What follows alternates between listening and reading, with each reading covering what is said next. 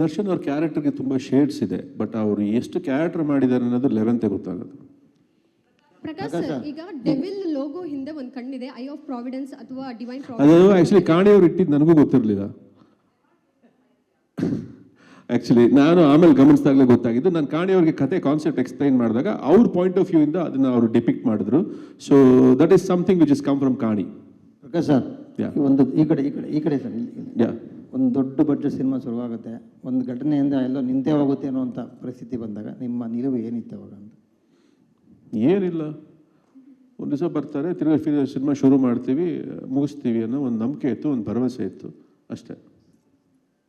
Prakash, Sharada here. Hello Sharada ಅವರೇ, ಹೇಗಿದ್ದೀರಾ? ತುಂಬ ಚೆನ್ನಾಗಿದೆ. ಹೇಳಿ, ಯಾಕೆ ಇಷ್ಟೊತ್ತಾಯಿತು ಶಾರದಾ ಅವ್ರು ಮಾತಾಡಿಲ್ಲ ಅಂತ ನಾನು. ಯಾರು ನಂಗೆ ಬೈಕ್ ಕೊಡಲ್ಲ, ಇವಾಗ ಡಿಸೈಡ್ ಮಾಡಿಬಿಟ್ಟಿದ್ದಾರೆ, ಪರವಾಗಿಲ್ಲ. Basically sir, I have a couple of questions ನಿಮಗೆ. 7 years ಒಂದು ಸ್ಕ್ರಿಪ್ಟಲ್ಲೇ ಅದೇ ಸ್ಕ್ರಿಪ್ಟ್ ಮಾಡಬೇಕು ಅಂತ ಯಾಕೆ ದರ್ಶನ್ ಜೊತೆನೇ ಅದು ಮಾಡಬೇಕು ಅಂತ ನೀವಿದ್ದಿದ್ದು? ಆ ಸ್ಕ್ರಿಪ್ಟಿಗೆ ದರ್ಶನ್ನೇ ಸೂಕ್ತ. ಅದಕ್ಕೆ like time to time subjects change ಆಗ್ಬೋದಾಯಿತು, ಬೇರೆ ಸಬ್ಜೆಕ್ಟು ಮಾಡ್ಬೋದಾಯಿತು, ಬಟ್ ಆ ಸಬ್ಜೆಕ್ಟ್ ಇವಾಗಲೂ ಸಬ್ಜೆಕ್ಟ್ಸ್ಗೆ ವೈಫ್ಗೆ I am very loyal, so change ಆಗಲ್ಲ.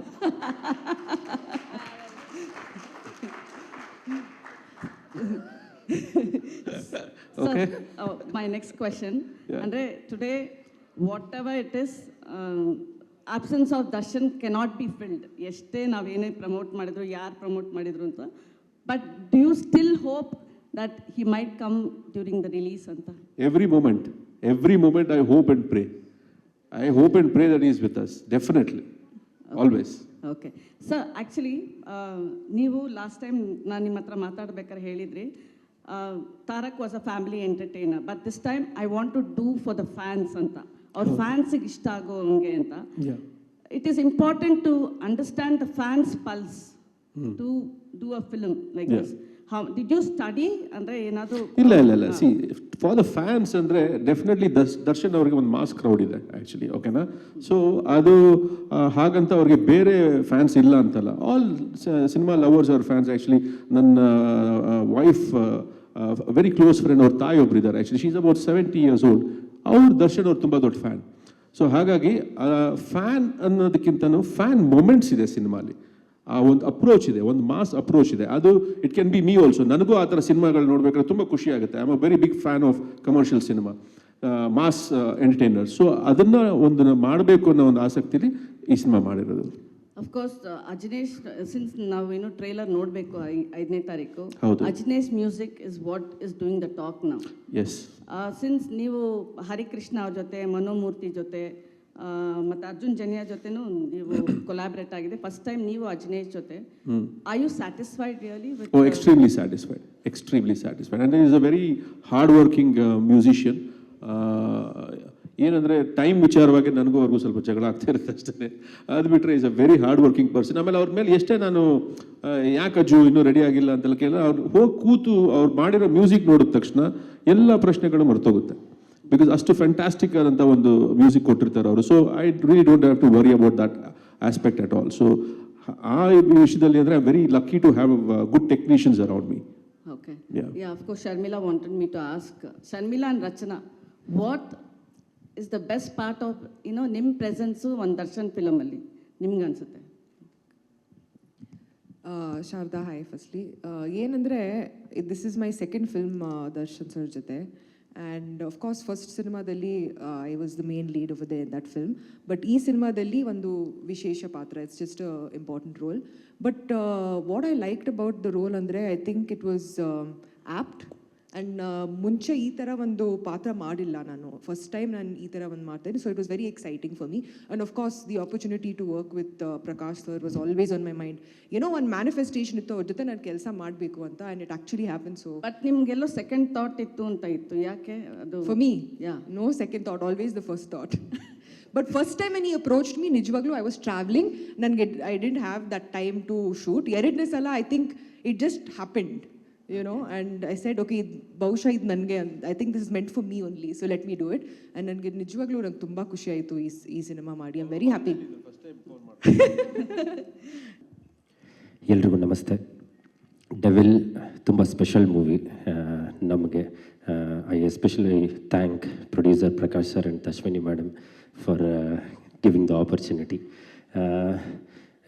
ಯಾತಕ್ಕೆ ಈ ಸಿನಿಮಾ ತುಂಬ ಸ್ಪೆಷಲ್ ಅಂತ ಹೇಳ್ತೀನಿ ಅಂತಂದರೆ, ದರ್ಶನ್ ಸರ್ ಅಂದರೆ ನನಗೆ ಬೇಸಿಕಲಿ ತುಂಬ ಇಷ್ಟ. ಸೊ ಇದು ಫಸ್ಟ್ ಸಿನಿಮಾ ನಾವು ದರ್ಶನ್ ಸರ್ದು ರಿಲೀಸ್ ಮಾಡ್ತಾ ಇರೋದು. ಮೋರೋವರ್ ಇನ್ನೊಂದು ಸ್ಪೆಷಲ್ ಅನೌನ್ಸ್ಮೆಂಟ್ ಅಂತಂದರೆ, ಜಸ್ಟ್ ಪ್ರಕಾಶ್ ಸರ್ ಹತ್ರ ಡಿಸ್ಕಸ್ ಮಾಡ್ತಾ ಇದ್ವಿ. Coming Saturday for 11th 6:30 shows booking open ಆಗುತ್ತೆ.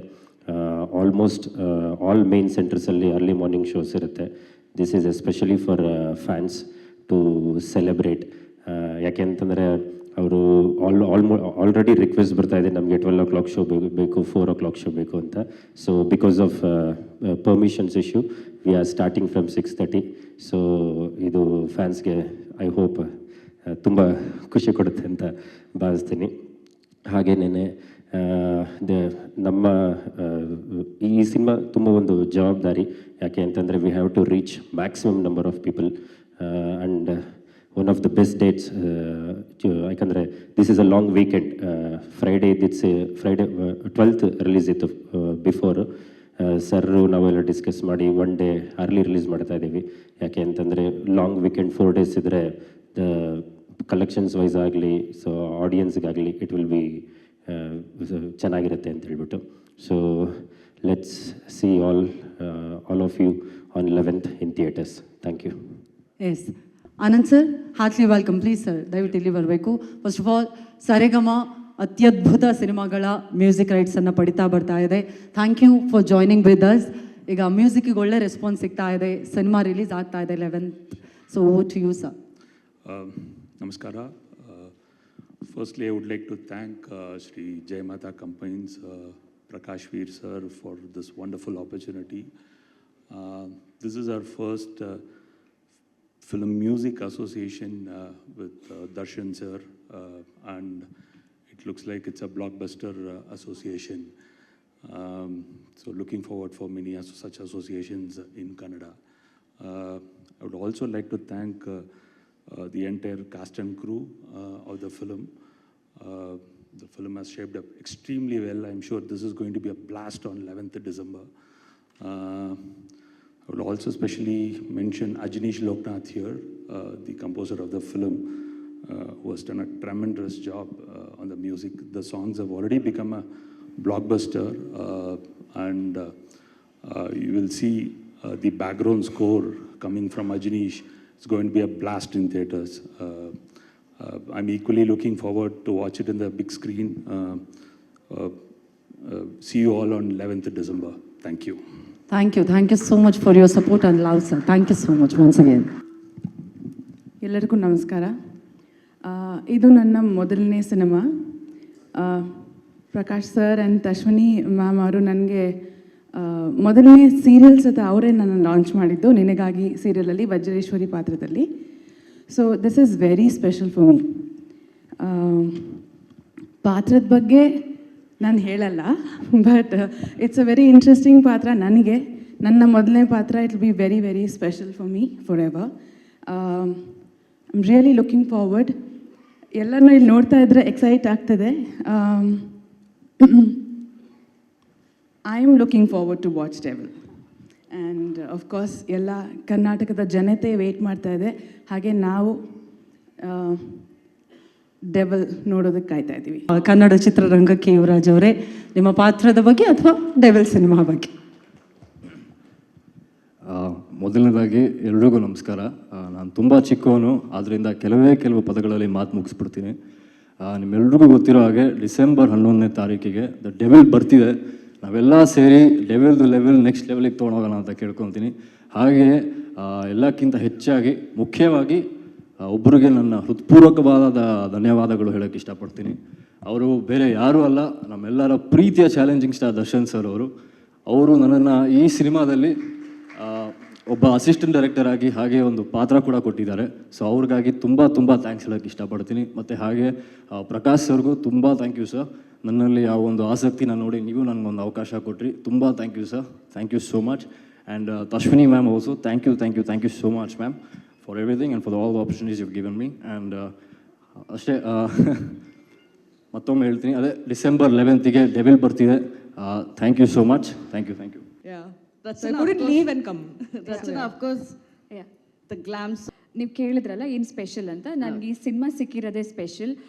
ಅಂಥ ಒಂದು ಸೂಪರ್ ಸ್ಟಾರ್ ಜೊತೆ ಇಂಥ ಒಂದು ಲೆಜೆಂಡ್ರಿ ಡೈರೆಕ್ಟರ್ ಅವ್ರ ಮೆಂಟರ್ಶಿಪ್ಪಲ್ಲಿ ನನಗೆ ಕೆಲಸ ಮಾಡೋದಾಗಿರ್ಬೋದು, ಇಂಥ ಒಂದು ಪ್ರೊಡಕ್ಷನ್ ಹೌಸಲ್ಲಿ ಕೆಲಸ ಮಾಡಿರೋದಾಗಿರ್ಬೋದು, ತುಂಬ ಅದೃಷ್ಟ ಮಾಡಿದ್ದೀನಿ ಅಂತ ಅನಿಸುತ್ತೆ. ಆ್ಯಂಡ್ ಅಫ್ಕೋರ್ಸ್ ನೀವು ಸಾಂಗ್ ಬಗ್ಗೆ ಕೇಳಿದಾಗ ಎಲ್ಲ ಕ್ರೆಡಿಟ್ಸ್ ನಮ್ಮ ಸಂತು ಮಾಸ್ಟರ್ಗೆ ಕೊಡಬೇಕು. ಆ್ಯಂಡ್ ನಮ್ಮ ಸುಧಾಕರ್ ಸರ್ ಪೇಂಟಿಂಗ್ ಥರ ತೋರಿಸಿದ್ದಾರೆ. ಆ್ಯಂಡ್ ಇದು ಒಂದು ಒಳ್ಳೆ ಲಾಂಚ್ ನನಗೆ. So I am grateful for this ma'am. Yeah Prakash sir, ಎಷ್ಟು ಸಾಂಗ್ಗಳಿದ್ದಾವೆ? ಲೊಕೇಶನ್ ಎಲ್ಲೆಲ್ಲಿ ಶೂಟ್ ಮಾಡಿದ್ದಾರೆ? ಈಗ 4 ಇದೆ, ಇನ್ನೂ ಒಂದು ಕೊಡ್ತಾ ಇದ್ದಾರೆ ರಜನೀಶ್ ಅವರು. ಸೊ ಒಟ್ಟು 5 ಸಾಂಗ್ ಇದೆ ಲೊಕೇಶನ್ಸ್ ಎಲ್ಲ ಎಲ್ಲೆಲ್ಲಿ ಶೂಟ್ ಮಾಡಿದ್ವಿ?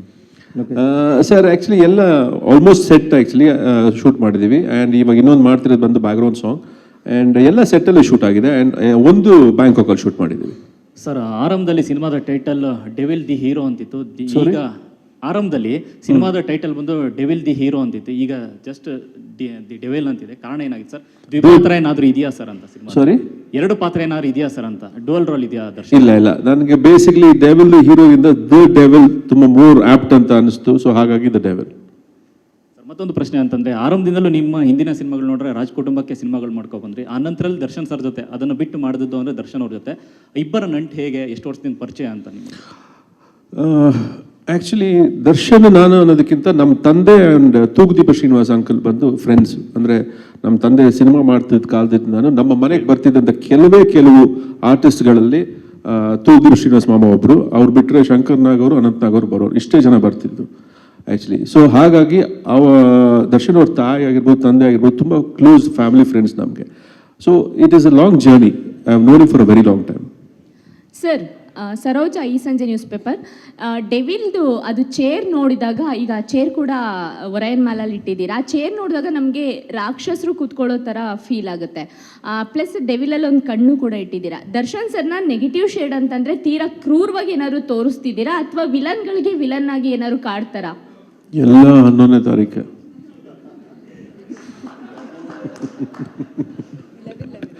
11/12/2025.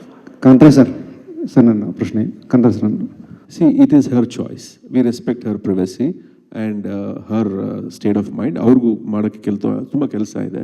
ಸೊ ಎಲ್ಲೆಲ್ಲಿ ಅವ್ರಿಗೆ ಸಾಧ್ಯ ಆಗಿತ್ತು ಅಲ್ಲಿ ಅವ್ರು ನಮಗೆ ಸಪೋರ್ಟಿವ್ ಆಗಿ ನಿಂತಿದ್ದಾರೆ. ಸೊ ಅಷ್ಟೇ, ಬೇರೆ ಏನೇನಿಲ್ಲ. So I don't think she is in town also. ಹಾಗಾಗಿ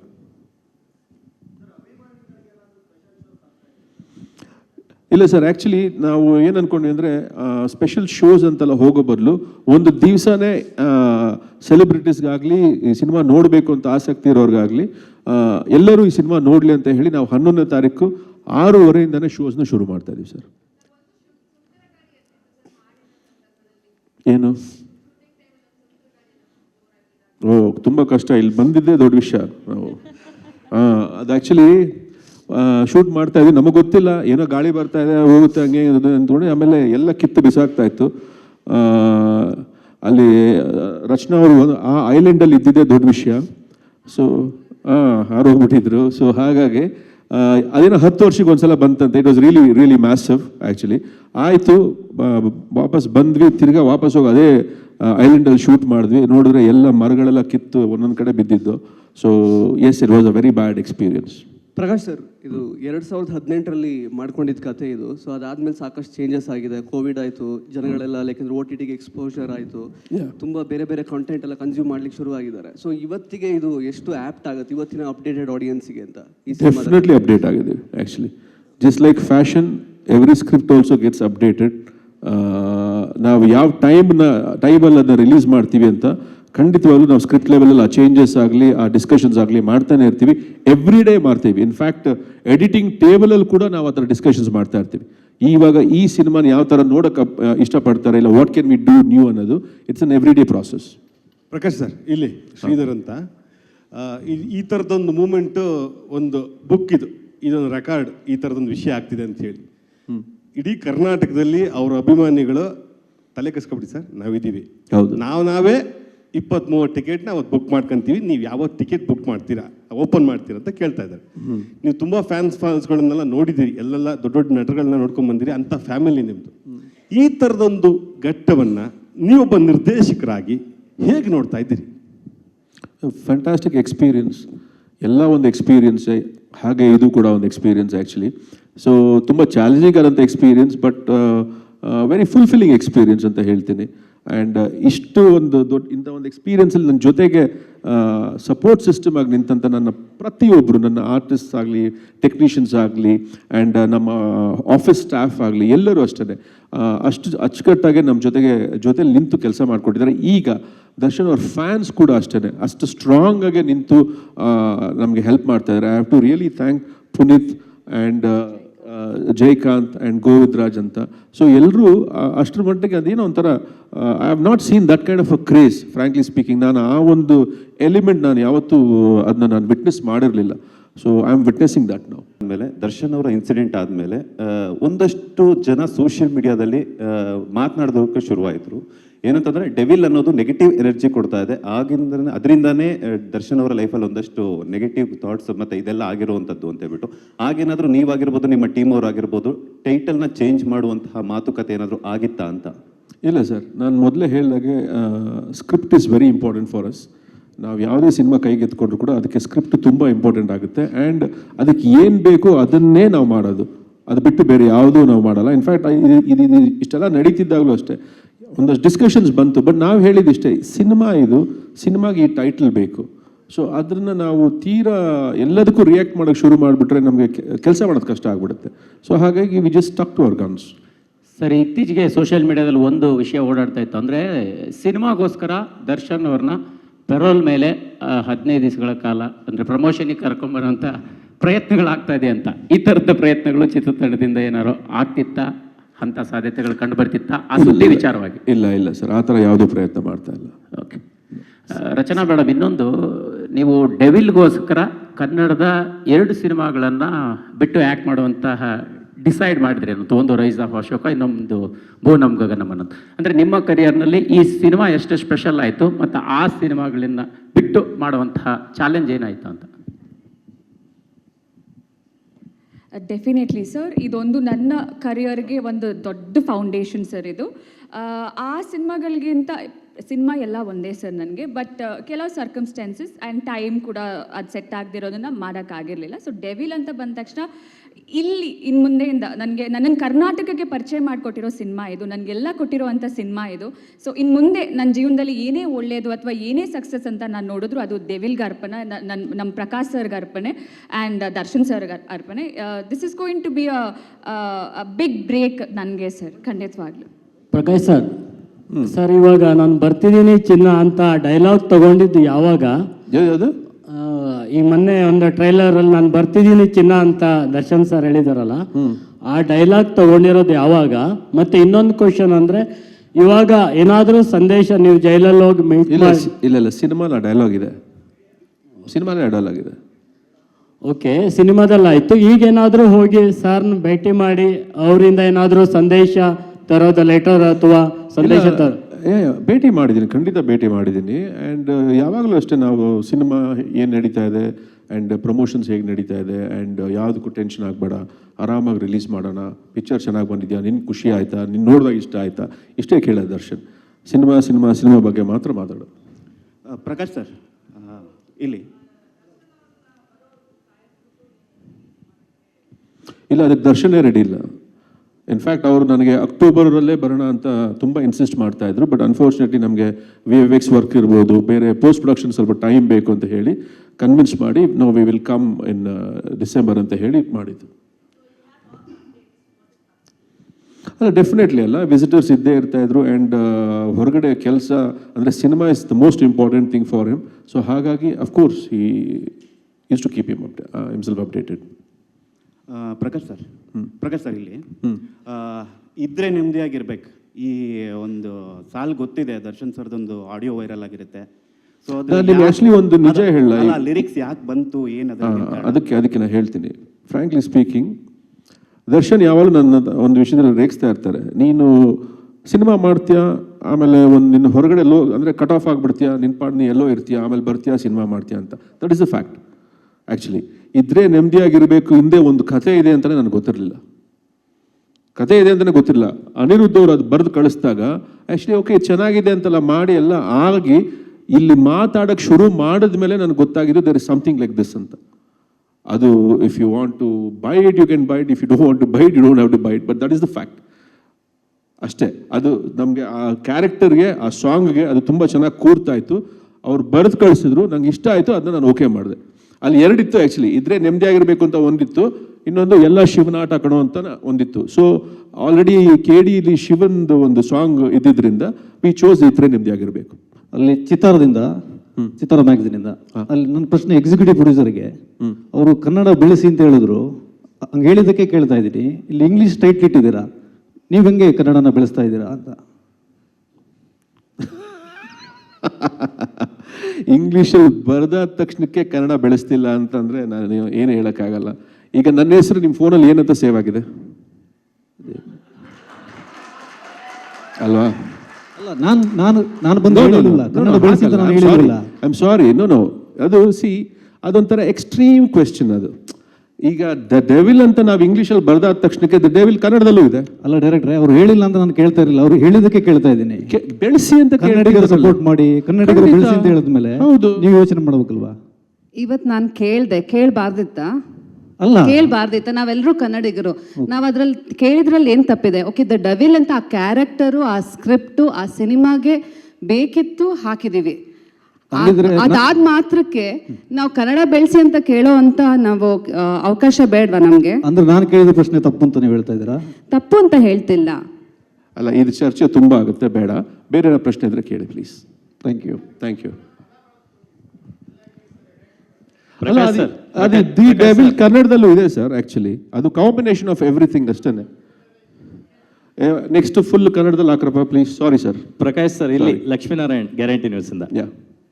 sir, any form of art should be appreciable. So ಆ ನಿಟ್ಟಿನಲ್ಲಿ ಸಿನಿಮಾ ಅನ್ನೋದು ತುಂಬ ದೊಡ್ಡ ಕಲೆ, ಯಾಕಂದರೆ it's a collective form of work. ಆ ನಿಟ್ಟಿನಲ್ಲಿ ನೀವು ತುಂಬ ಎಫರ್ಟ್ಗಳು ಹಾಕಿ ಮಾಡಿದ್ದೀರ, ತುಂಬ ಜನ ಟೆಕ್ನಿಷಿಯನ್ಸು, ಆರ್ಟಿಸ್ಟ್ಗಳನ್ನ ಇಟ್ಕೊಂಡು ಸಾಕಷ್ಟು ಅಪ್ ಆ್ಯಂಡ್ ಡೌನ್ಸ್ ನಡುವೆ ನೀವು ತುಂಬ ಸಂದಿಗ್ಧ ಪರಿಸ್ಥಿತಿಯಲ್ಲಿ ಈ ಸಿನಿಮಾನ ಕಂಪ್ಲೀಟ್ ಮಾಡಿ ಬೆಳ್ಳಿ ಪರದೆಗೆ ತರ್ತಾ ಇದ್ದೀರಾ. ಹೌದು. ಇಂಡಸ್ಟ್ರಿಯಲ್ಲೂ ಕೂಡ ನಿಮಗೆ ಆದಂಥ ಒಂದು ದೊಡ್ಡ ಹಿತೈಷಿಗಳ ಬಳಗ ಇದೆ. ಸೊ ಹಾಗಾಗಿ ಆ ನಿಟ್ಟಿನಲ್ಲಿ ನಿಮಗೆ ಇಂಡಸ್ಟ್ರಿಯಿಂದ ಯಾರೆಲ್ಲ ಪ್ರಕಾಶ್ ಅವರೇ ನಿಮ್ಮ ಜೊತೆ ನಾವು ಇದ್ದೀವಿ, ಸಿನಿಮಾ ಕಂಪ್ಲೀಟ್ ಮಾಡಿ ಧೃತಿಗೆಡಬೇಡಿ ಅಂತ ನಿಮಗೆ ಸಾಥ್ ಕೊಟ್ಟವ್ರು ಯಾರ್ಯಾರು ಇದ್ದಾರೆ ಸರ್? ಇಲ್ಲ, ಇಲ್ಲಿ ನಾನು ವಿದೌಟ್ ಬಾಯಸ್ ನಾನು ಫಸ್ಟ್ ಥ್ಯಾಂಕ್ ಮಾಡೋದೆ ದ ಪ್ರೆಸ್ ಆ್ಯಂಡ್ ದ ಮೀಡಿಯಾನ. ಯಾಕಂದರೆ ತುಂಬ ಸಪೋರ್ಟಿವ್ ಆಗಿದ್ರು. ಆ್ಯಂಡ್ ನನಗೆ ಬಂದಂಥ ಕೆಲವೊಂದು ಮೆಸೇಜಸ್ ಆಗಿರ್ಬೋದು, ಫೋನ್ ಕಾಲ್ಸ್ ಆದರೂ ಆಗಿರ್ಬೋದು, they like okay no we are with you and ಸ್ವಲ್ಪ ಟಫ್ ಟೈಮ್ಸ್, ಇದರಿಂದ ಆಚೆ ಬರ್ತೀರಾ ಅಂತ. ಹಾಗೆಯೇ ಇಂಡಸ್ಟ್ರಿಲೂ ಅಷ್ಟೇ ತುಂಬ ಜನ ಫ್ರೆಂಡ್ಸ್ ಇದ್ದಾರೆ ಆ್ಯಂಡ್ ವೆಲ್ ವಿಷರ್ಸ್ ಇದ್ದಾರೆ. ನನ್ನ ಫ್ಯಾಮಿಲಿ ಇದೆ ಮುಖ್ಯವಾಗಿ. ಎಲ್ಲರೂ ಬಂದು ಆ್ಯಕ್ಚುಲಿ ತುಂಬ ಸಪೋರ್ಟಿವ್ ಆಗಿ ಜೊತೆಲಿ ನಿಲ್ತಾಯಿದ್ರು, ಇಲ್ಲ ಮಾತಾಡ್ತಿದ್ರು. ಆ್ಯಂಡ್ ಇದೆಲ್ಲದಕ್ಕಿಂತ most importantly Darshan was very supportive, was a big strength to me to complete the film.